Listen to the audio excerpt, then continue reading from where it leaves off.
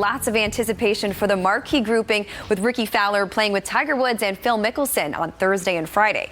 If you missed the press conferences yesterday, there was a very spirited exchange. Phil Mickelson proposing a winner-take-all match with he and Tiger clearly got a kick out of that idea. Last year, you called it the hardest year of your life with everything that happened with Gabby, with your son Jackson, with your family. What does this win mean to all of you? It's really hard to put in words right now. Chantel has the star of the game, Matt Rambo. MVP of the regular season. You get the game-tying goal late. You get the overtime thrilling winner. You're the hometown hero. What are the emotions right now? I'm just so happy. Jordan, this was your best round of 68 since the first round at the Genesis Open in a stretch that's been really frustrating. What shots out there today did you find the most value in when you just need things to go your way? Dustin Johnson has runner-ups in the Masters and the PGA Championship. He's somehow flying under the radar. Why so? Congratulations on your second PGA Tour win. It didn't come easy. It looked like smooth sailing until the 13th hole. You looked so in control, but then 3 bogeys in a row. How did you overcome that? They played for somebody else as well. You know who I'm talking about, your late wife, Katie. You guys all came together to get this far. How incredible has this team been coming together? It's been a crazy year. These guys are just so awesome. Chantel is down in the crowd. Chantel, can you hear us? Oh, hardly, but you know what? Molinari, one of the first people to go through here, and these guys saw what he did on this very hole in 2015. How insane was that? We have 2 U.S. war veterans in the field, one of them Andrew Batchelder, and the other Chad Pfeiffer. Now, Chad lost his left leg while serving our country and currently has a prosthetic limb that goes all the way up to his hip socket. Jaime, this one's for you to start. Jordan Spieth has slipped down to 44th in the world. Will he finally get a win in 2020, yes or no? I have to say yes. When you hear bear trap, what do you think?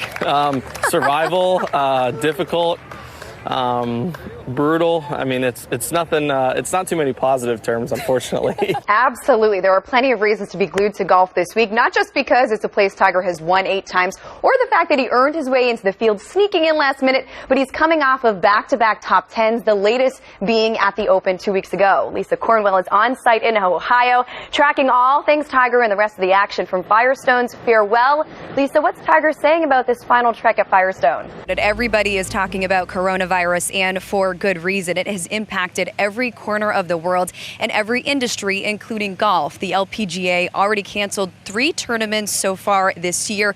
The European Tour has postponed several of their events. As for the PGA Tour, Commissioner Jay Monahan spoke yesterday and said there are 2 people leading the charge of managing and addressing any concerns about coronavirus. This is what he had to say about what they're doing. But putting has certainly been a theme for a couple guys this week. Of course, Ricky Fowler playing alongside Brooks Koepka, the defending champ, and it has been a roller coaster ride for him this week. An opening round 62, tying his career best, but then a second round 71. He was visibly frustrated, and for 90 minutes after that round, he worked with his putting coach, Phil Kenyon. Brooks, the back nine is supposed to be the more challenging section of the golf course, but you made 121 feet of putts on the back nine. What was happening with the putter?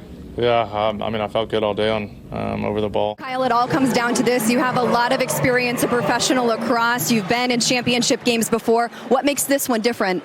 It's the first of its kind, right? Corey Connors is not the most flashy name playing at TPC San Antonio this week, but he has a really cool story. He Monday qualified to get into the field at the Valero Texas Open, but the way he did it is crazy. He made a double on the second hole and ended up in a 6-for-1 playoff and won to make it into the field this week. He says once he cleans up the putting, he feels like a win on the PGA Tour is just around the corner. Corey, from Monday qualifying to earning your first PGA Tour victory and the final invitation to the Masters, how are you digesting this?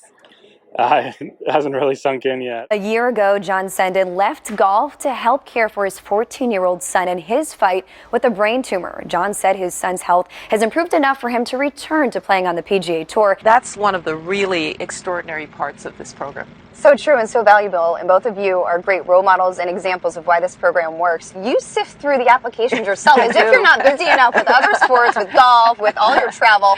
Why is that important to you to be able to have a say in what happens with these girls? The USGA has updated its family policy to allow players eligible for its championships to defer playing because of maternity or paternity leave. It gives players who are exempt from qualifying or who have qualified by other criteria a 1-year deferral.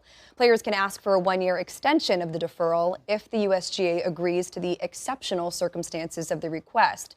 Under the policy, players can now freeze their world ranking before going on leave. The policy applies to all 14 professional and amateur events run by the USGA. I had a hard time with this, but I'm going to go Jordan Spieth's putting because drive for show, putt for dough, and who wouldn't want that coming down the stretch, especially at a major? Yeah. I'm not going to go there because I won't be able to read the darn thing. I'm a hockey gal, and you know what? You did the mullet. You gotta go with one. Wow. You gotta go with the flow, Chantel baby. digs the mullet. How about that? Okay.